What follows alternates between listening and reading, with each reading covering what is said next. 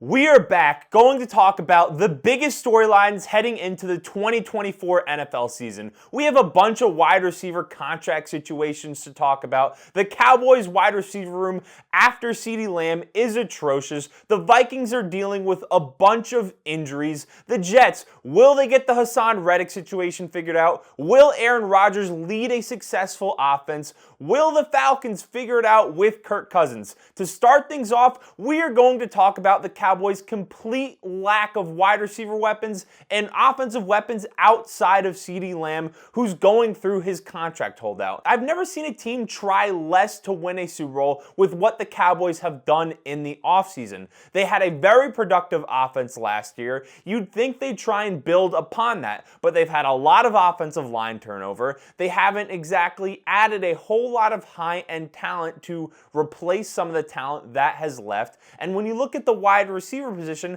they did not get a lot of production last year. They had Brandon Cooks behind Cee Dee Lamb. After Brandon Cooks, maybe you have Jalen Tolbert, Kavontae Turpin. Everyone behind Cee Dee Lamb combined for around 1,400 yards. Cee Dee Lamb had 1,700, and Cee Dee Lamb had a total of 14 touchdowns, where other wide receivers combined for 17. So Cee Dee Lamb was over half of the production in the wide receiver room last year, and they haven't done anything to replace that. And if they head into this season without Cee Dee Lamb on the field, all of a sudden, the second biggest threat on their offense, Jake Ferguson, who had 700 yards last year, is not going to be nearly as open because no one threatens him outside, and it's going to make it much easier for linebackers, slot corners, and safeties to plaster Jake Ferguson. So the Cowboys, from that standpoint, are in a rough spot right now. The assumption that Jerry Jones is not going to sign Cee Dee Lamb, which a lot of people seem to be operating under, it's worth addressing. I know you didn't specifically say it. He's going to be under contract by the end of the first month of the season. He's probably going to be under contract by week one, if we're being brutally honest. Jerry Jones has done this before, and he eventually winds up paying players. Doesn't always work out, but he's done it in the past. So Cee Dee Lamb going to be an active part of the Cowboys receiving room.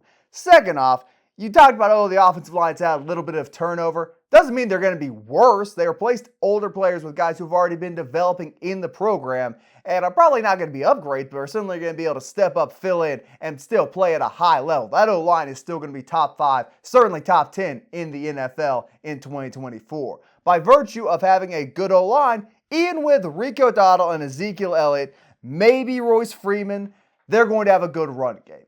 The running game is 80% offensive line in the NFL. You can have Derrick Henry all you want, stick him on the Titans. Last year, not a productive running game because of how terrible they were up front. Complete opposite of that in Dallas. So the offense is going to be layered. They're going to be going 22 personnel. Ferguson's going to be very active. You say he's not going to be as open. Well, he's going to get a lot more targets even if he's not open. He's got big enough catch radius. He can get over a slot corner, get over a linebacker, get over a safety. Luke Shoemaker, who didn't play much last year, was a second-round pick out of Michigan, hurt himself in training camp. He's going to be a much bigger part of the offense. They're going to go 22 personnel. They need to sort out a fullback before they need to sort out anything else besides Cee Dee Lamb. This is still going to be a layered and functional offense.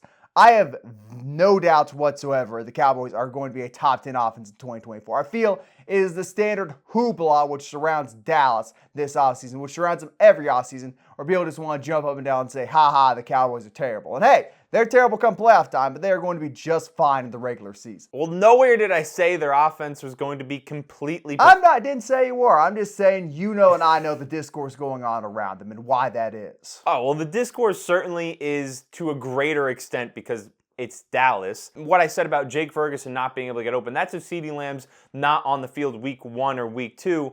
And I tend to think that Cee Dee Lamb will be out there on the field. If it's not week 1, certainly week 2. I'd be shocked if it's not week 1 because they have a history of paying their players. But I think even with him on the field, when you take a look at what their offense was last season, I believe they were 5th in the NFL in total offensive yards per game. They were the number 1 scoring offense. And then from there, they kind of just lose a bunch of pieces. Tony Pollard, who, a lot of people were disappointed in his production because the efficiency did not stay with the increased number of of carries that he received, but replacing that with Ezekiel Elliott, who is, out of breath during training camp, can't even make it through drills, and he's going to be your #1 running back this season, and you let Tony Pollard go to the Titans. I don't think that was a great move. They made no other moves to help their receiver room, but the thing that does benefit them just from having a top 10 offense is that they play in the NFC East, so that is certainly going to help things. They still have a very good quarterback, and they have 2 good weapons, but I think when it comes to... How does playing in the NFC East help them out? They're going to have to play the Eagles, who had a bad year last year, but are going to have a good defense in 2024. And the Commanders and Giants are really bad. Are supposed to have a good defense, certainly have a good front seven, which can pressure the passer. How's that a benefit to them? You want to talk about the Commanders? Sure, I think they'll be better with Dan Quinn defensively. That's not an easy division to play offense, and particularly when it gets later in the year, you have to go into Washington, up to New York, up to Pennsylvania, and throw the ball around in cold weather. I don't think that benefits your offense at all playing in the NFC East. That's not an easy division. I would disagree because I don't think the no one thinks their offense is going to be good. That means the defense is on the field a significantly greater number of snaps. The Commanders, I don't think their defense is going to be great under Dan Quinn in year 1, and who you hope the Eagles' defense is significantly better than it was last year because the secondary was atrocious. So I think it certainly benefits playing in the NFC East versus playing in the NFC North. Well, you mean the NFC North where half the division's indoors and a decent portion of the outdoor games are front-loaded into their schedule? I don't get where you're coming from with that. That's a weird angle to go to. But I'm going to end this segment on transition to the next one. The Cowboys are still going to be a playoff team. They're still going to be a winning team. This probably hurts their ceiling a bit, but their ceiling's never going to be anything when they have Dak Prescott as their quarterback, because we know what he does come playoff time. When it's time to actually win games, you don't want Dak Prescott under center. Speaking of winning games, having questionable quarterbacks under center, the Minnesota Vikings have had the worst offseason I have ever seen. It has been spectacular in the suffering and misery inflicted upon this franchise. And it's not from an organizational standpoint. It's not from a roster building standpoint. What they did on paper this offseason, absolutely fantastic. Moving on from Kirk Cousins, good. Not paying Danielle Hunter, but replacing him with Cashman, Grenard, Van Ginkel, Dallas Turner. Fantastic stuff. Upgrading their secondary by getting Byron Murphy. Drafting Kyrie Jackson in the 4th round, who would be ready to go day 1, given what he did in college and how old he was going to be as a rookie. Those were all great moves. Getting the next franchise quarterback. Great move in getting J.J. McCarthy. It's all going wrong. Mekhi Blackmon tore his ACL the first day of practice. J.J. McCarthy is going to miss the entire season with a torn meniscus, which really stinks because he needed to be ready for 2025 and not be a rookie, which he will essentially be. That is going to be a team ready to compete in 2025, a team to which is going to win 12, 13 games with competent quarterback play. Now, they're probably not going to have that. Losing Kyrie Jackson is something you cannot prepare for than having your moron wide receiver 2 Jordan Addison go out and drive drunk a week later is just, it's spectacular.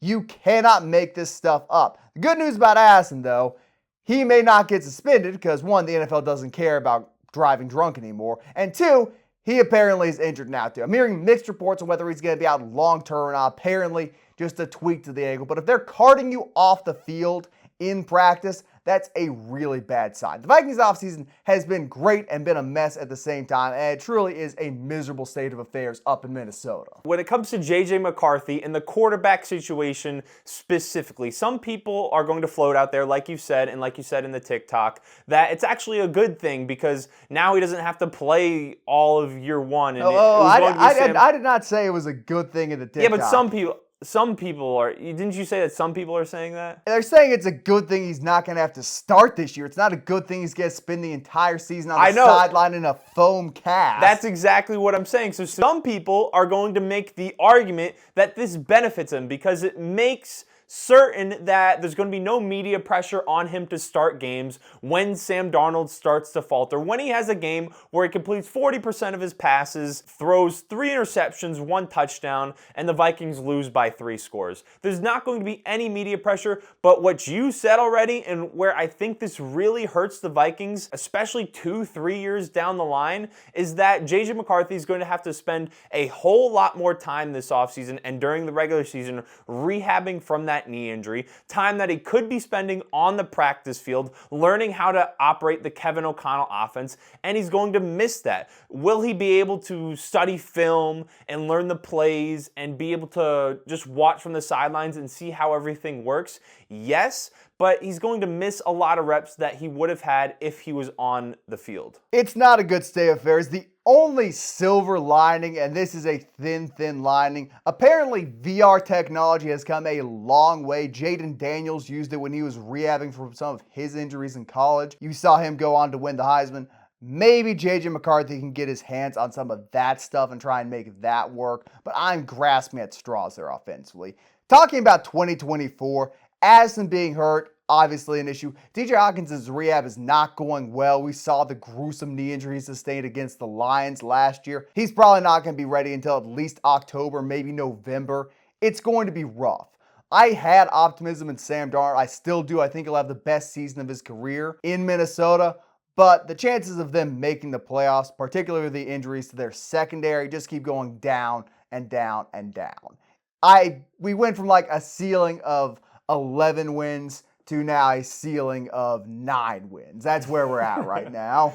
Well, I was never that optimistic. Do you know what a ceiling means? I know what a ceiling means. I was never that optimistic that the Vikings would be a playoff team, but when it comes to maybe their offense being productive, if there is any reason to have optimism compared to what we saw last year, and I think most people would agree, Sam Darnold is better than the quarterback situation they had a majority of last year, which was Josh Dobbs or Nick Mullins throwing the ball, and their running back situation last year was really bad. So while Aaron Jones has been banged up a little at points during his career, him for the entirety of the season, or even if he misses 2-3 games, is going to be significantly better than the production they got at running back last year. So that is at least, knock on wood, something that I think plaster. Vikings fans can look forward to next year. You mentioned the quarterback situation. Funnily enough, Josh Dobbs is probably going to get cut by the 49ers, and suddenly the Vikings have an open roster spot at that position.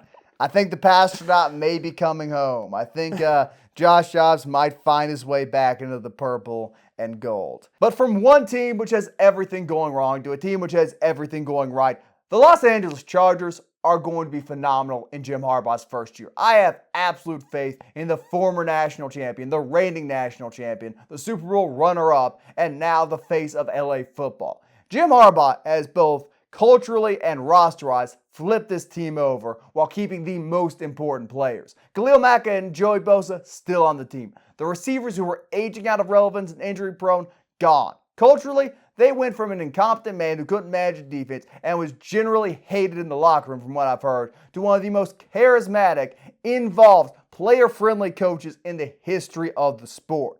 This is a completely different team, which has gotten better at every position besides receiver. But the changes they've made up front, the improvements to their offensive line, and the health of Justin Herbert tell me this team is going to be successful. Because they can keep Herbert on the field and hopefully keep him out of close games, because we know how he does in those close games, they will win a lot. And part of that is on Herbert being a phenomenal quarterback, having guys like Ladd McConkey, Palmer get open for him, having Gus Edwards, J.K. Dobbins in the backfield, alleviating pressure far more than their previous running back did on the ground, being productive in the run game, not making their offense one-dimensional. I am so excited. There's no team, now that the Vikings are completely injured and my dreams have been crushed, there's no team I am more excited to watch than the LA Chargers in 2024 under Jim Harbaugh. The Chargers are going to be good. We're going to see a more complete Chargers team than we did last year. And I think all the videos we've seen from Harbaugh in Chargers camp, it shows just how bad Staley was as a head coach. He's completely turned over the culture. He's motivating players. It's given a whole different vibe to the Chargers organization that has been made fun of in recent years for not having a fan base or really any identity outside of having some really highly paid and talented players. But when it comes to will they contend for a Super Bowl, will they be able to make a push for even the AFC West against the Chiefs, I just don't think their roster is there quite yet. In the receiver room, you went from having Mike Williams and Keenan Allen, who I think are still both going to be productive players next year, even though they are old. You went from those two as your number 1 and 2 option to Joshua Palmer, who was the third guy. You have Ladd McConkey, who's kind of an unknown because he's a rookie. And then you have Quentin Johnston, who's reportedly battling for a roster spot because he can't even break the top 3 rotation. So the receiver room, I think, is a bit sketchy when it comes to being a wildly successful team competing for the division title against the Chiefs and making, making a deep playoff push. And then when it comes to... I'm going to jump in now because we're going to stay with the receivers.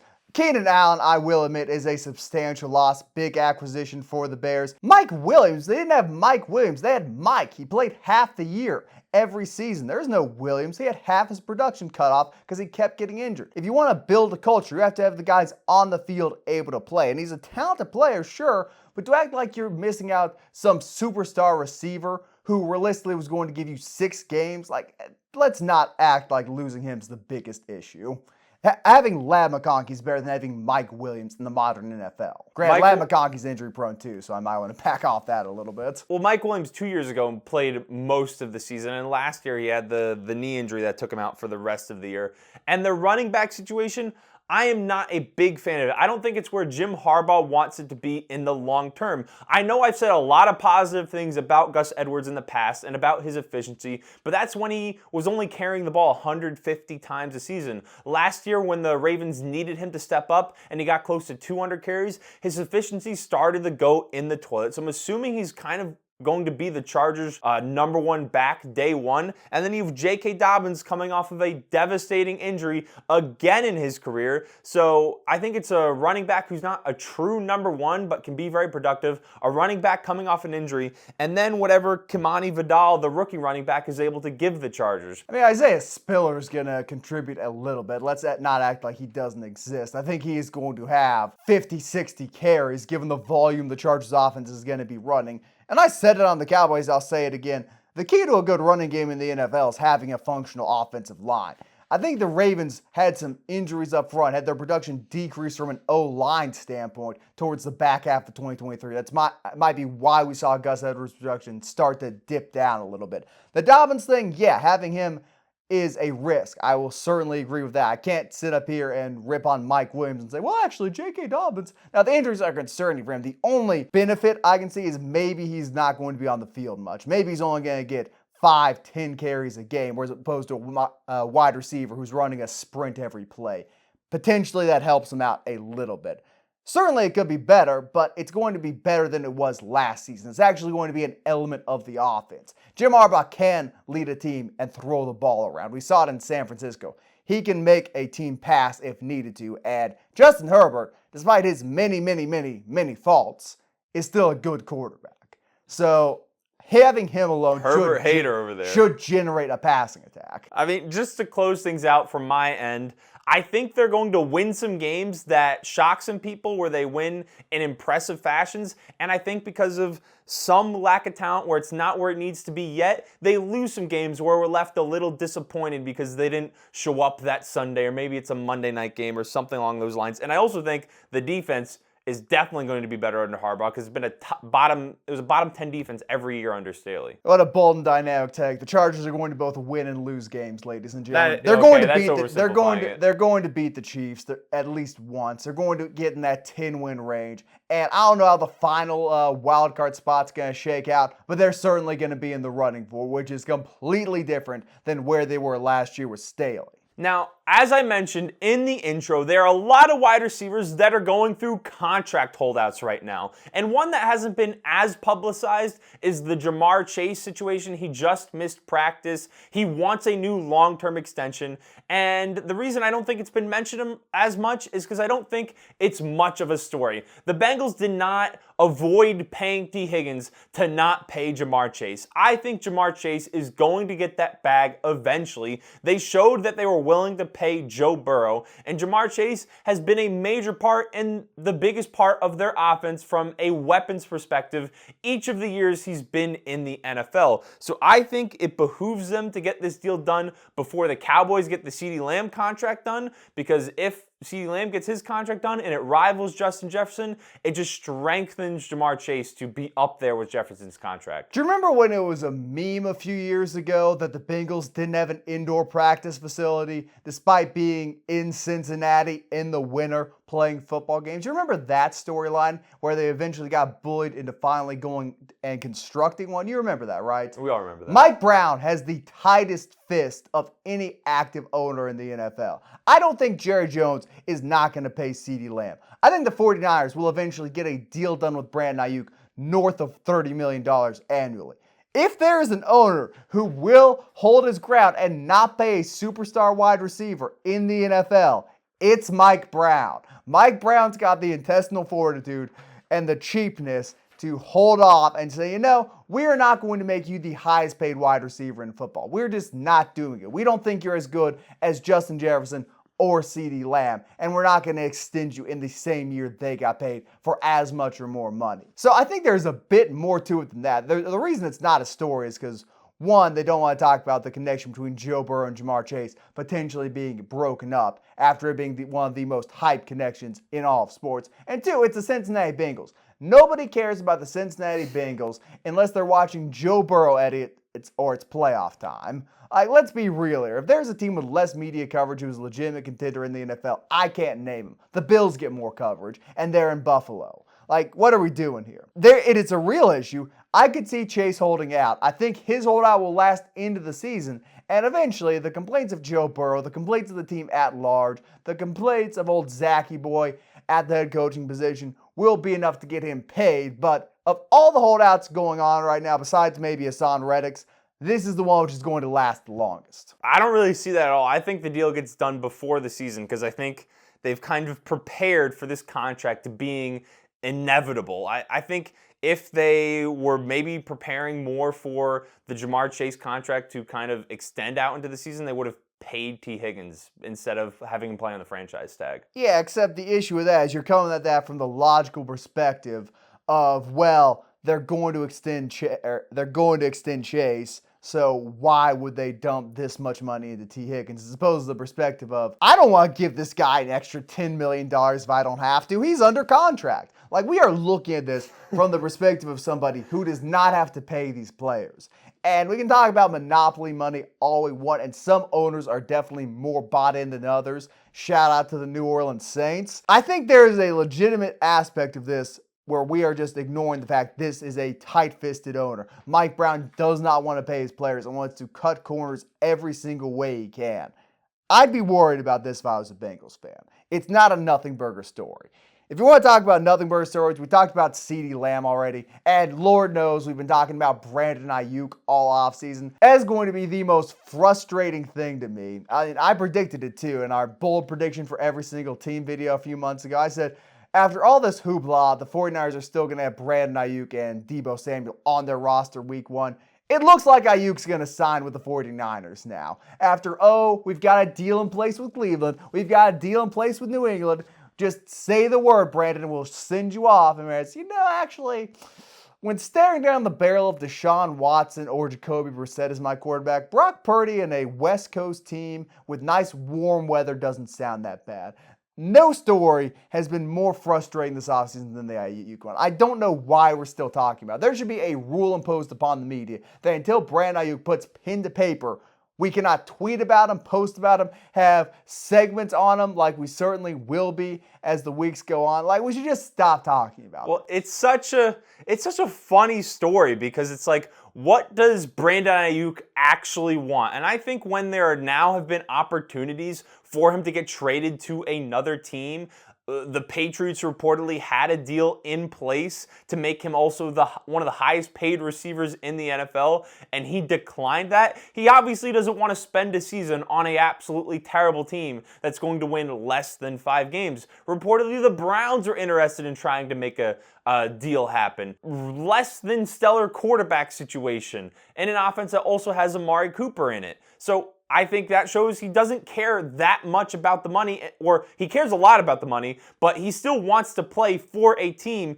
that has a high-functioning offense. It's going to be one of the best in the NFL. And the only place he's truly going to get that is if he stays with the 49ers. So like you said already, I would be shocked with kind of the fact that those deals did not happen or did not happen already. I mean, the Steelers too obviously doesn't want to play. The Steelers one is still apparently in play somehow, so I'm not completely bashing it. I'm holding out a minor bit of hope something happens. But even with the Steelers, if that deal is apparently in place where the 49ers like it enough to consider accepting it, and Brandon Aiyuk has a contract offer that would make him okay with going there, I think it clearly still shows he wants to play in a good offense. I mean, what is he going to get out of Russell Wilson and Justin Fields throwing the ball versus Brock Purdy and all the other weapons he has around him in San Francisco? Like you said a few months ago, and you just alluded to, at this point, I'd be surprised if he's playing for a different team next year. I truly think Brandon Aiyuk just wanted to get traded to the Los Angeles Rams. That's kind of the point we're at here. Like, oh yeah, I want to stay on the West Coast, have a good quarterback, have other good weapons around me, and I want to be in a tropic climate or a somewhat pleasant place to live. What did he think was going to happen when we began these negotiations? Truly a befuddling thing. Another situation that has weird contract situations going on. Haason Reddick is holding out with the Jets after the Jets apparently being of the understanding early in the season when they traded a conditional third-round pick for him that he was going to play under the first year of his contract. And that never made sense when I saw that report. A team in the Philadelphia Eagles that has been notoriously well run with a player that is top 5 in sacks over the last 2 seasons. He's not extremely old. He's not 32 or 33. He's still 29. He's still playing at a high level, and they're willing to trade him. They're willing to move off of him. They're not looking to extend him. That screams that he wants to be one of the highest paid edge rushers in the NFL, and you didn't get a deal done with him immediately. So I think the blame for that happening falls on the Jets and not getting that deal done early, and I don't think it bodes well for the rest of their season, because from an owner to general manager to head coach to Aaron Rodgers, the only thing we've ever seen with this team has been dysfunction all over the place. So while they have some highly talented players, especially on the defensive side of the ball, and they have some highly talented veterans on the offensive side of the ball, featuring Breece Hall and Garrett Wilson, I don't think the dysfunction is going to breed a winning culture next year. I think once some small thing goes wrong, it's going to keep piling on top of each other, and the Jets are going to have a disappointing season for what the fan base hopes was going to be a playoff push. Well, they're going to make the playoffs if they can stay healthy. Let's be blunt about this here. Talk about, oh, they're such a dysfunctional team, lack of winning culture. They've still got one of the 5 best defenses in the NFL. Without Haason Reddick, they're still going to be a great unit, still going to generate pressures, still going to get a ton of interceptions. Admittedly, part of that comes from playing Tua Tagovailoa and Josh Allen twice a year. But they're still going to be an electric defense. Offensively, massively upgraded their O-line. Olu Fashanu looked great in preseason. I know preseason doesn't matter, but him looking terrible would not have been good. They've got Tyron Smith. They've got Garrett Wilson. They've got Mike Williams if he can survive more than 2 days on MetLife turf. They've got Breece Hall. They've got a phenomenal rotation in their backfield to alleviate the pressure on Breece Hall's legs. And they've got Aaron Rodgers. That bad thing which happened where you talked about, oh, one little thing's going to go wrong and everything's going to go downhill. That happened on the 4th snap of the game, or the 4th snap of the season last year with the Jets, and they still won 7 games and looked functional at points. Unless that happens again, this is a playoff team. If they can get half a season out of Aaron Rodgers, this is going to be a playoff team. And I think you talking about, oh, it doesn't lead to success, lack of winning culture. There's a little bit of intimidation going on, I think, from you as a Giants fan, watching a team in your building who is going to win twice as many games as the Giants be successful. And I'd be upset about that too. Thankfully, the Jets are winning 18 games. The Giants are winning 5 at best. If I'm being generous, a very optimistic 5 wins. Taking an L week 1 to Sam Darnold, Justin Jefferson, and not much else. Sure. I digress. I think it's a little bit hateful. I think it's a little bit silly. I think there's tomfoolery, buffoonery, goonishness afoot over from that side of the table. That side of the table isn't even a relevant phrase anymore because we got rid of the table. That side of the room. Well, best case scenario, I think the Jets finish with with a top 15 offense. They have 9 wins. In the Yo, Bills, do you know what best case scenario means? Best case scenario, they win the Super Bowl. no, that's not best case scenario because they're not good enough and they have too much organizational dysfunction. What about them isn't good enough? Are the weapons not good enough? Is the the offensive coaching line? staff, the organizational culture, the general dysfunction? Non-quantifiable things. Non-quantifiable things aren't good enough. You can just pull out thin air and say, oh, well, actually, why isn't their front office good enough? The front office has put together a good team, even if Haason Reddick is not in the building. Why is that a bad front office? Because an agent lied to him and he believed it? Sure, that's on him a little bit, but this is a good team on paper. What more can you ask for from a front office standpoint? If you want to talk about Saleh not being a competent, we always if say you want to talk on about paper, Saleh on not paper. being a competent coach, fine. I would argue he has never had a functional quarterback, which maybe is on the offense, but he's finally got one. Like, the ceiling of this team is the Super Bowl. It's a high ceiling. The floor of this team is 3 wins. Like, there is no team with more variance in the NFL than the New York Jets. But to say their ceiling is 9 wins is stupid. It's really stupid. Their ceiling's 9 wins. It is clownish. It is buffoonish. It is shenaniganry. It is a take informed by your heart and not your brain. And your heart, it's in the wrong place on this. You're making stuff up. I'm making stuff up? Yes. Why am I making stuff up? You said I'm using my heart to make this. I don't think... You can't be using your brain and say the Jets have a 9-win ceiling. Is it crazy to think Aaron Rodgers, who hasn't looked like his elite self as he's aged, got injured early in last season, an offensive line that is relying on Tyron Smith to stay healthy, a wide receiver too that is Mike Williams, who's coming off a major knee injury, as you said, playing on MetLife turf, and then you have a coaching staff that is not one of the best coaching staffs in the NFL. You've Rob Saleh, who's taking shots at Aaron Rodgers when Aaron Rodgers goes on vacation to miss OTAs.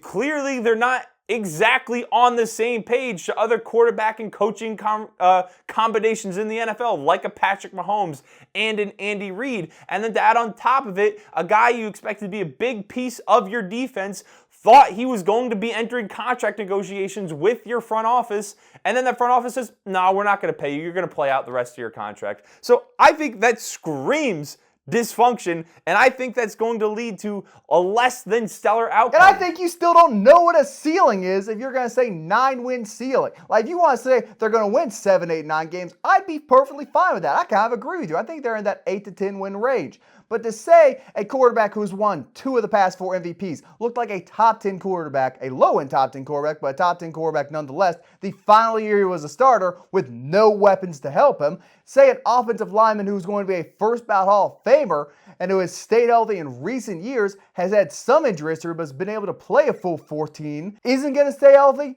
That, like, you are lowballing them and just being disingenuous. You can say everything's falling apart, whatever. If you truly believe that's going to happen, say that's going to happen. But to say they don't have a high ceiling, stupid. Like, it's moronic. I can go through the shenanigan buffoonery again, but it was legitimately indicative of you not knowing what the word ceiling means. Oh, and there's one right above us. Yeah, then what is the Jets' ceiling? 9 wins. Yeah, okay, that's what I thought. A filthy casual if I've ever seen one. But a team which has a ceiling much higher than 9 wins is the Atlanta Falcons, thanks to the acquisition of Kirk Cousins. And the NFC South is a historically weak division. It got a little bit tight down the stretch, but really, it was the Buccaneers to lose in 2023. Now, that's going to change. I personally think the Saints have gotten a little bit better. Certainly will get a lot better if they get Derek Carr out of the building. The Buccaneers have kind of stayed the same, maybe gotten a bit worse. And the Falcons, who were a good team with the exception of Desmond Ridder and a few holes in their defense, have added a quarterback. Now, Kirk coming off an Achilles at his age, not optimal. But what aspect of Kirk Cousins' game was reliant on him running around, being a mobile threat? This is not going to greatly hinder what he did. He's going to be able to hang in the pocket, throw the ball, make first downs, win you the games he's supposed to win, have the occasional stinker, have the occasional 400-yard, 4-touchdown game, which gets people talking about him like he's a top 5 quarterback, and he's going to keep the gears turning. The Falcons are going to have a great offense with Kirk Cousins in 2024. I think they're going to be top 10. The amount of weapons they have, Drake London finally gets to be a real receiver. Kyle Pitts finally gets more than 50 targets in a year. Bijan Robinson has a receiving game, which opens things up for him on the ground. I'm very optimistic about this Falcons team and Kirk Cousins in the NFC South. As long as the coaching situation is solid and Raheem Morris does a good job with the coaches that he has brought in, I think anyone who is pessimistic about the Falcons season is a little bit crazy. Because when you take a look at the quarterback play the Falcons have had over the last 2 seasons, it's been Marcus Mariota and Desmond Ridder. The field is very closed off when you have quarterbacks that cannot target every piece of the field. And when you have Kirk Cousins, if Michael Penix steps on the field this season, those are 2 guys that can throw to the boundary, they can throw across the middle of the field, and they make more high-level throws than Falcons quarterbacks have had.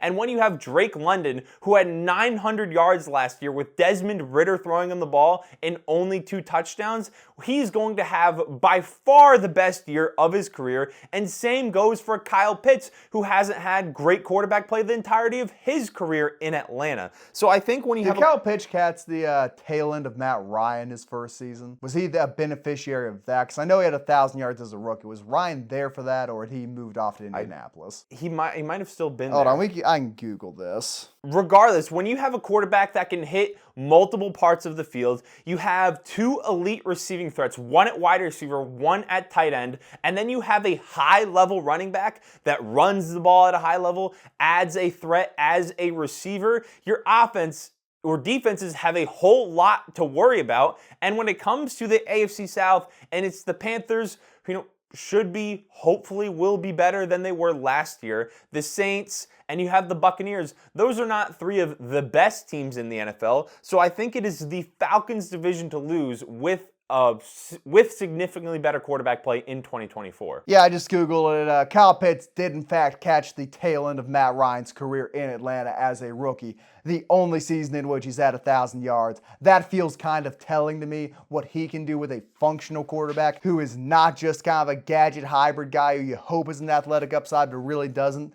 I'd be very optimistic about this Falcons offense. The only people who aren't optimistic about it are Buccaneers fans who are bitter they're about to have their division lead caught within a season. Baker Mayfield is not the franchise I fear. But since we've talked about the NFC South, let's stay there, sort of, and talk about the second-year quarterbacks. Obviously, we've got C.J. Stroud. We don't need to touch on him too long. We know he's going to be good. We know his offense adds Stephon Diggs. He's clearly the biggest fish in this small pond. After him, though, you've got Bryce Young, you've got Anthony Richardson, and you've got Will Levis. And there's a lot more intrigue with all of those guys.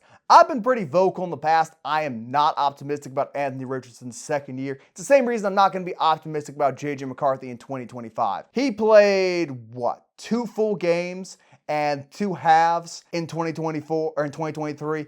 Anthony Richardson is essentially a rookie. There's no 2 ways about it. Having time in that offense, in an NFL organization, will help him out, will help him clean up some of the shortcomings he had in his game, but he is still going to be super duper raw. If he can make up for that with his rushing, maybe. Will he get hurt doing that, as he's been hurt in the past trying to run around? Also maybe. I don't know what Richardson's going to look like. As for Young and Levis, though, it is undeniable both of them are going to be much better in 2024. Pretty clearly, Bryce Young had the worst system in football last year. Still was able to make things work occasionally. Now his former wide receiver 1 is his wide receiver 3, maybe his wide receiver 4. His offensive line got way better, particularly the interior. His coaching staff has been vastly upgraded with the man who saved Geno Smith's career in Seattle and then Baker Mayfield's career in Tampa Bay the last 2 seasons. He is going to have a great season as a sophomore. And Will Levis, we've talked about this before, much better weapons around him now, improved offensive line, different offensive-minded coaching staff, which will certainly help out a young quarterback. So in general, with the exception of Richardson, who I don't think is going to be worse, but just am not sure about, the second-year quarterbacks are going to be substantially better in 2024. I don't think any of them are going to be duds. Well, just quickly, because I know you've mentioned it in previous videos or in previous commentary about C.J. Stroud, and I've seen people kind of talk about it a little bit. The idea of a sophomore slump for a rookie quarterback that balled out in his first year. And a lot of that narrative comes from the fact, teams have had a year to study his film. They think they're going to be able to stop them easier by being able to watch him more. But heading into year 2, C.J. Stroud has now had a year in the NFL, just as the defenses have had watching him. He has better weapons weapons than he did last year. His coaching staff is also in year 2. They're just building upon what they ended last season with, and I don't see a sophomore slump coming. I think he's going to throw for 30-plus touchdowns, well over 4,000 yards, and he's going to be dominant again. Could see the interceptions go up. He got lucky with a few tip passes going his team's way in 2023. I think that number is going to increase by about 5, maybe even 6 or 7. Well, that could definitely happen because when you have 4, you're not going to only have 4 interceptions every single year. Unless you're Aaron Rodgers. And I'll address Anthony Richardson next because I think that is the most intriguing because he is the biggest unknown heading into next season because he played so little last year. And when the games he did play in last season, he played in about 2.5 games, and it's a very small sample size, so you can't exactly extrapolate these numbers quite reliably, but if you take the numbers he put up in those 2.5 games, he was on pace for over 47 touchdowns last year. Now, that probably would not have happened, but he was very productive. You think you're going to go with the probably on that Anthony Richardson would not have had 47 touchdowns? You're going to throw the probably on there? But he was very productive in the playing time he did have last season. He is a lethal red zone threat once the Colts get close to the goal line. And I think in the past attempts we did see he was not as inaccurate as some of his haters would lead you to believe. He had a few stinky throws in there. There were a few bad ones. There were some not good ones, but there were also some very good and very high-level throws. So I think he's a big question mark. This is his true rookie season, like you stated. He is coming off an injury to his throwing shoulder, which I think is going to take some time for him to get truly back into the rhythm of things. But I expect him to have a very solid year with really high highs, really low lows, and cross our fingers he doesn't struggle with injury, as goes for any of these other guys. I mean, we do this with every dual threat quarterback, and sometimes it's valid, sometimes it's not. We've seen guys like Cam Newton get their career cut short due to injuries. He's got to run less. I'm not insane in saying that, right? He's gotten injured in the pocket, I know, but he subjects himself to hits no quarterback should be subjecting himself to. He's got to learn to slide. He just didn't in 2023. And part of that makes his game so special. I don't think he got hurt dragging in the pocket. Defenders. But at the same time, or in the backfield, not downfield running, but still, he just got to accept the fact I can't truck someone for 3 extra yards and risk ending my season early. I am worth so much more than a potential first down on a 3rd and 6 in the second quarter. Yeah, and a quarterback can't play with an injury to their dominant arm. If he was a running back, then maybe you can play with a shoulder injury and still run through people and run past people. Quarterbacks can't do that, so I certainly would agree he has to protect himself better than he did in the 2.5 games he played last year. And when it comes to Bryce Young, I certainly think it's going to be better than what we saw last year. 2,800 yards, 11 touchdowns, 10 interceptions. He has better weapons. He has Dave Canales. I expect his production probably be around low 3,000 yards passing. Low 3,000s? Oh, man. You're a hater. We're not doing 20 touchdowns, 12 interceptions. I think he's going to be a better quarterback, but I still think we're going to be left questioning, was he worth the number 1 overall pick? And Will Levis, I don't expect big things out of the Titans. I think they're going to be one of the worst. They're going to be worse than the Giants next year. I don't care about all the weapons they added. They're not a good team. They lost their identity in Derrick Henry, who went to the Ravens. And that's all I have to say about that. They lost their identity under Vrabel with Derrick Henry when he went to the Ravens. New coach, new identity. You're vastly underrating Bryce Young, in my opinion. I think he's going to be a lot closer to 4,000 than he is to 3,000 as a passer. At the end of the day, he is never going to get a fair shake unless Caleb Williams turns into a massive bust because what he was traded for. Because he was traded for DJ Moore and the supposed next great quarterback, and the Bears were able to get a franchise right tackle out of that deal as well. It is an unfair situation to put Bryce Young in and say, was he worth that first overall pick? It's questionable if C.J. Stroud, if the Panthers had picked him 1 overall, would have been worth the first overall pick, because he undoubtedly would have been much worse in Carolina than he was in Houston, and the Bears still would have gotten the same haul back. It's a bad spot to be. Not necessarily, because you could maybe argue that C.J. Stroud adds 2 to 3 more wins, and then the Bears don't have the first overall pick and don't land Caleb Williams. I have a hard time seeing any rookie quarterback who had the issues CJ Stroud did. I know he quickly grew past them, but you also factor in the dysfunctional coaching staff, which he certainly didn't have in Houston. The floor is the limit for young quarterbacks in Carolina. At least it was. It's hard to say, oh, well, actually, CJ Stroud gets him 8 wins. Panthers stunk. Panthers stink in all areas of football. Ownership down. That has been some of our favorite storylines heading into the 2024 NFL season. Let us know what you think about the Cowboys' weapons situation. What do you think about the second-year quarterbacks? Will the Jets be a functional team in 2024? Will Isaiah kill himself watching Sam Darnold throw the ball for his favorite team? Use code Thicc on Underdog Fantasy if you want to participate in their best ball contests. Get bonus cash up to $500. Like the video, subscribe to the channel, and we will see you in the next one.